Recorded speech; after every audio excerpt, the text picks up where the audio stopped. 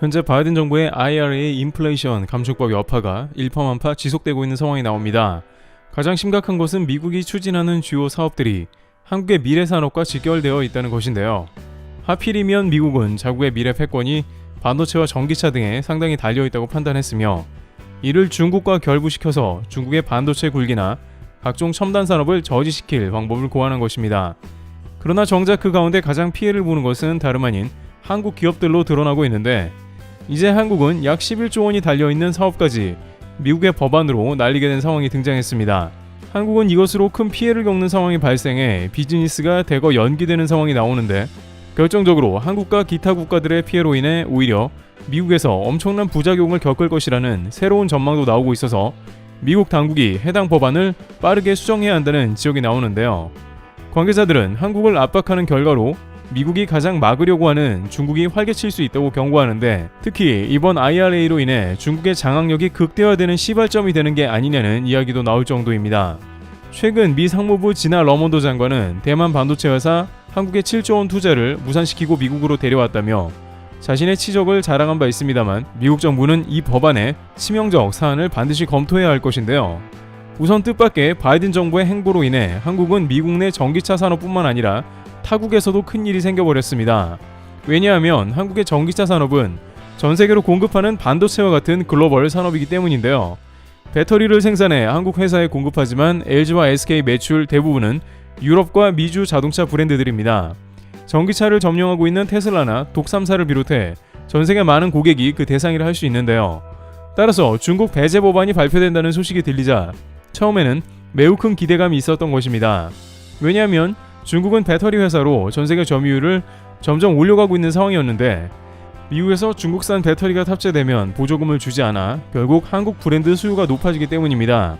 한국의 LG 에너지 솔루션과 SK 등이 미국에 공장을 짓는 것도 이제 미국 회사가 한국의 배터리를 대거 채용할 것이기 때문입니다. 포드 사장도 한국에 방문하는데 이는 한국 배터리 회사의 공급망 협력사와 확실한 관계를 맺기 위함입니다. 현재 미국의 전기차 공급은 주문이 약 6개월가량 밀려있을 정도로 각종 부품 공급이 원활하지 않습니다. 반도체는 물론이고 자동차 배터리 생산량이 부족해 신차 등 차량 공급에 애를 먹고 있는 것입니다. 그러다 보니 GM, 포드, 도요타 등도 미국에서 신규 배터리 공장을 건립하기로 한 상황이며 한국 배터리 생산업체와도 좋은 관계를 가져가면서 제품 출하에 문제가 생기지 않게 대비하고 있는 것입니다. 이처럼 미국 자동차 회사도 한국 회사들과 도움을 주고받는 상부상조의 관계라고 할 수 있는 모습이며 현대차는 차별을 받고 있지만 그래도 배터리 업체들은 좋은 점이 있다고 IRA 법을 설명하는 이들도 있었는데요. 그러나 정작 한국은 이와 비교가 안 되는 훨씬 중요한 사업 기회를 잃고 있다는 상황이 등장하고 있으며 이것 때문에 미국은 중국을 키우는 꼴이 되어버려서 오히려 미래 패권에 위협을 당하게 된 상황인 것인데요. 우선 미국의 IRA 법안으로 인해서 각종 전세계 도미노 현상이 일어나는데 당장 인도네시아가 큰 피해를 보게 되는데 여기에 한국이 연관이 매우 깊게 되어 있고 결국 미국까지 치명타를 입게 되는 수순이라는데요. 일단은 인도네시아는 미국과 FTA도 되어 있지 않아 세금 지원을 받을 수 없는 상황입니다. IRA의 주요 골자 중 하나는 흑연 등 전기차 배터리의 핵심 광물이 미국과 FTA를 맺은 국가에서 수출 가공되고 이 비율이 내년엔 40%, 2027년부터는 80% 이상 돼야 하는 것이죠.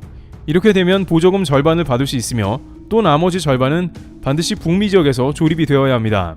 이 중에 인도네시아는 FTA국이 아니라서 어떻게든 미국과 관련 협상을 맺으려고 노력하고 있으며 한국 정부에도 미국을 설득해달라며 니켈을 조달해 줄 수 있는 가장 중요한 국가라고 강조했습니다. 이는 미국조차 무시할 수는 없는 것이 그렇게 묶여야 중국을 배제하는 데 하나라도 세력을 늘릴 수 있기 때문이죠.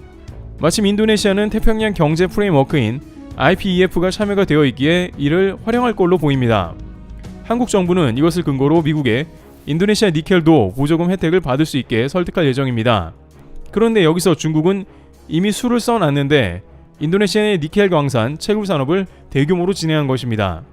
인도네시아 정부가 광산에서 채굴한 원강을 수출 금지시키자 중국 기업들은 아예 인도네시아 내부로 들어와 버렸습니다. 그들은 인도네시아에서 약 40조 원가량을 투자해서 대규모 니켈 재련 시설을 구축해 놓은 것입니다.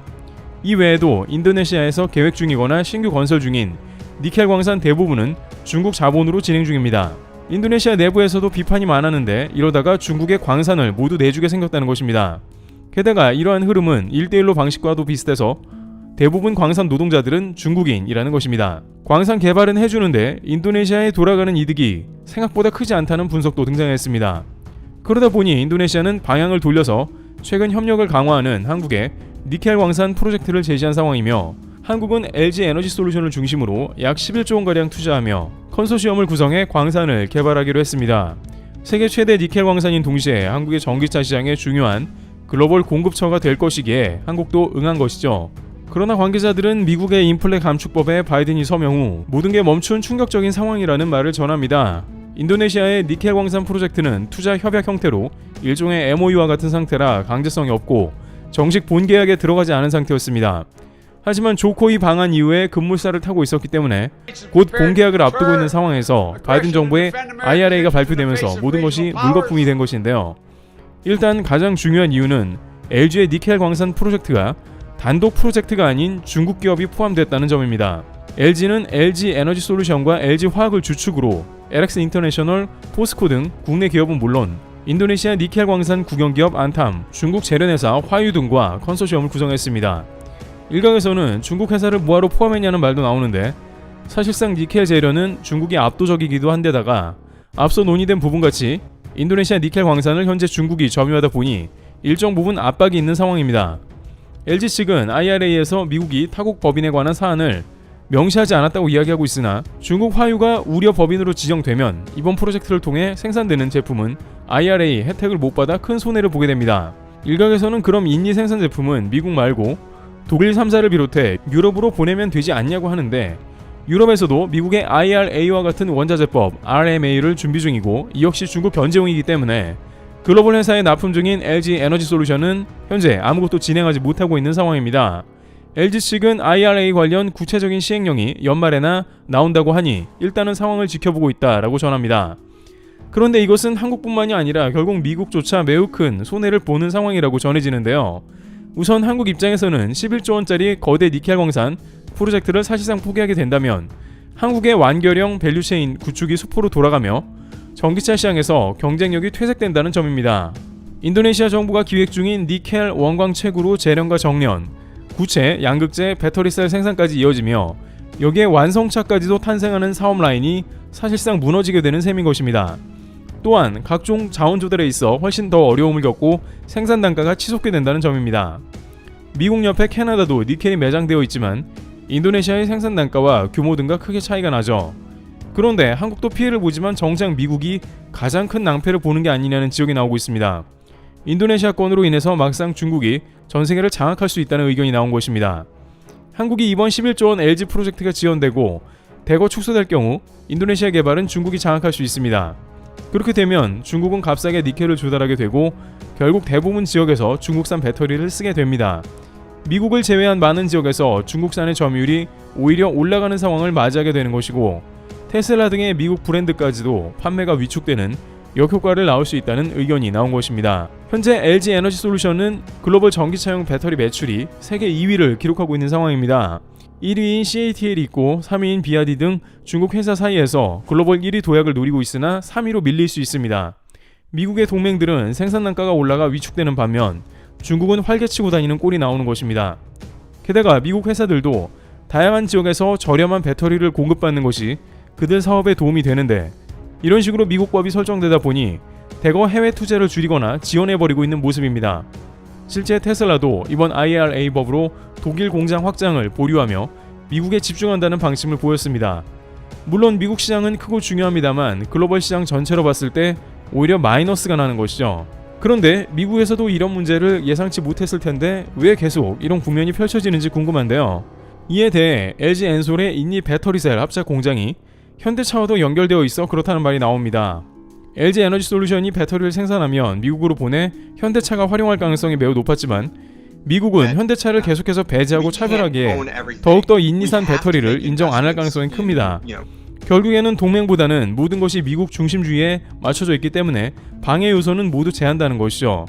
여기에 바이든 정부가 이런 문제를 수정할 가능성은 더욱 낮아지고 있는 상황으로 보이는데요. 미국인들이 바이든 정책에 호응하면서 지지율이 상승해 미 행정부는 이를 밀어붙이고 있기 때문입니다. 일각에서는 놀랍게도 바이든은 재선을 하려고 트럼프가 쓰던 방법을 베껴서 그대로 쓰고 있다며 재선이 달려있는 만큼 동맹들은 당분간 고통에 시달릴 가능성이 매우 크다는 지적입니다. 그러나 한국 기업들은 결국 미국에서 투자 축소와 대거 이탈을 할 수도 있다는 부작용도 예상되기에 기업들의 비용만 잔뜩 올려놓는 IRA법이 과연 통할지 미국 주요 언론들조차 우려하고 있습니다. 트래블TV였습니다. 감사합니다.